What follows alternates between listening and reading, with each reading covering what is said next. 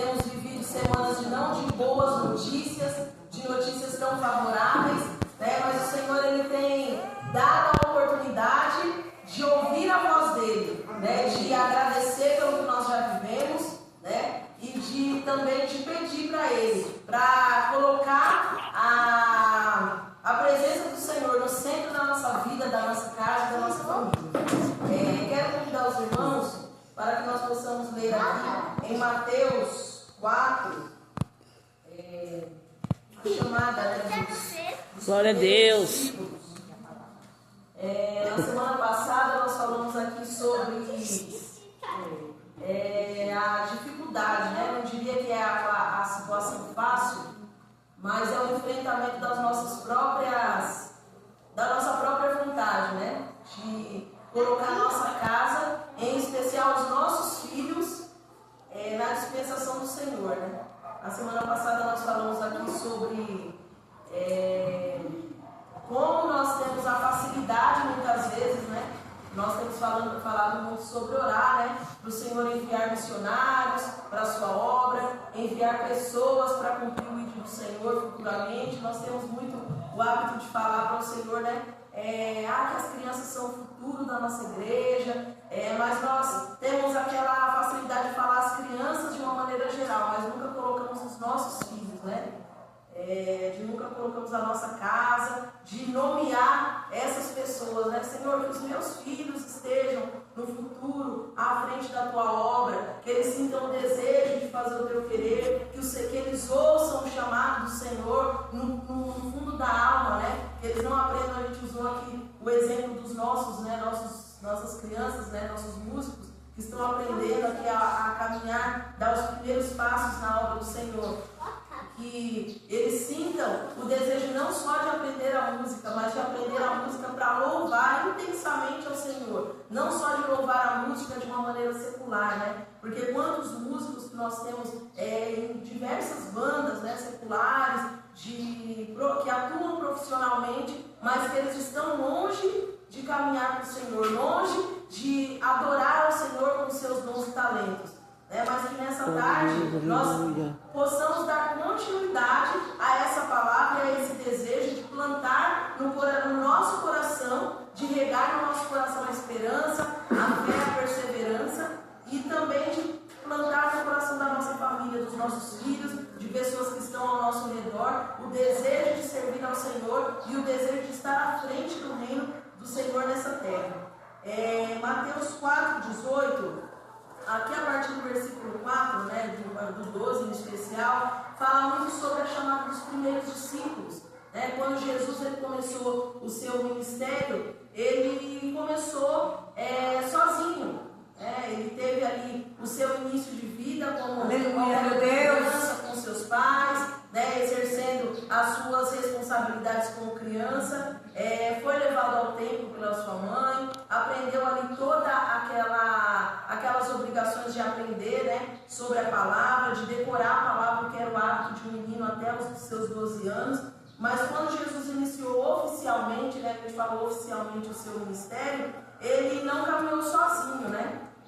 Jesus estava sempre inserido em grandes multidões, né? Grandes multidões o acompanhavam, muitas pessoas estavam, conforme os mistérios, os milagres iam acontecendo, ressurreição de mortos, pessoas sendo curadas, pessoas sendo libertas, as palavras que Jesus ia proferindo no caminhar entre uma cidade e outra, isso ia arrastando multidões, né? Mas nem todos naquela multidão estavam com o mesmo propósito.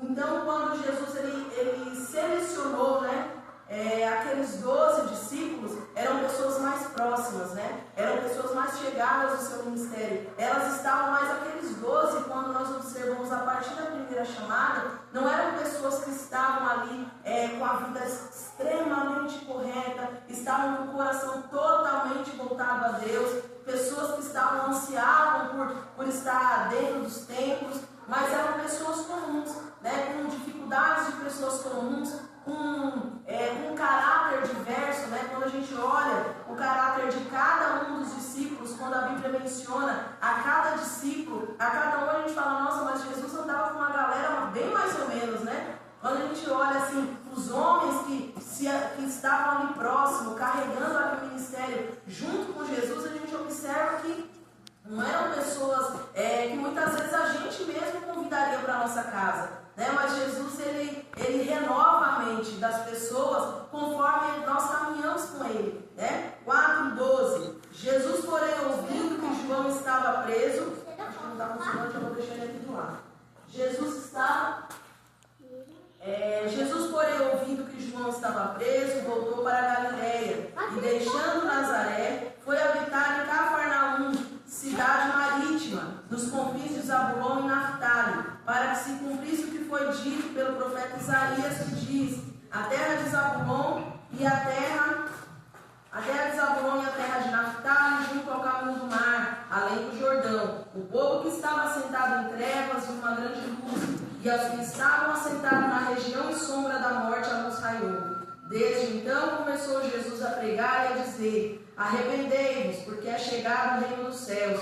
E Jesus, andando junto ao mar da Galileia, viu a 2 irmãos, Simão, chamado Pedro, e André, os quais lançavam as redes ao mar, porque eram pescadores. E Jesus disse-lhe: vinde após mim, e eu vos farei pescadores de homens.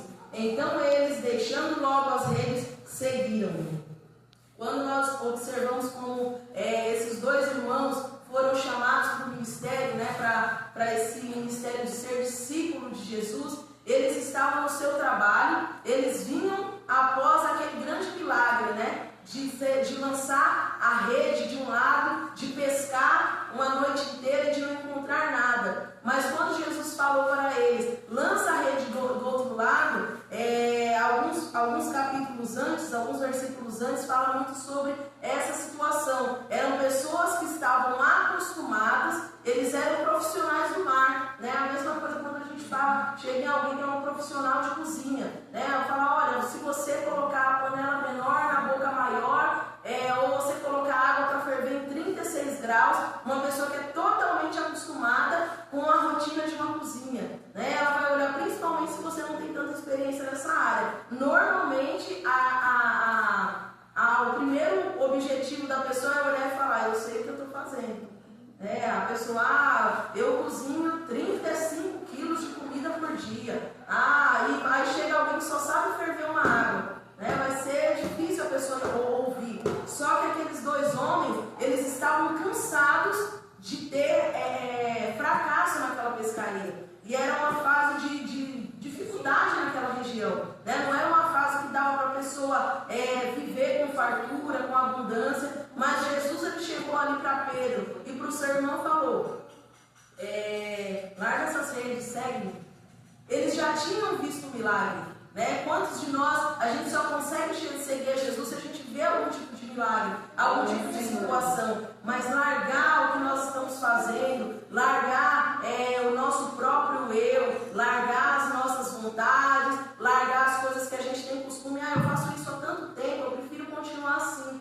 Mas o Senhor, nessa tarde, Ele nos traz a oportunidade de ter uma mudança de vida, uma mudança de oportunidade, uma mudança de uma trajetória diferente de caminhada, né? Quando isso é para todos nós, né? Quantas vezes a gente tem certeza que a gente está indo fazendo a coisa certa, do jeito certo, porque o meu jeito é o melhor, porque o meu jeito é o ideal para a minha vida, é o ideal para a minha casa, né? Porque muitas vezes a gente tem tantas certezas de algumas coisas que às vezes a gente está se quebrando inteiro, a gente está repetindo os mesmos erros, repetindo as mesmas palavras, repetindo os mesmos pensamentos. E Jesus, ele nos convida nessa noite, nessa tarde, né, nesse final de tarde: larga essas redes e segue-me.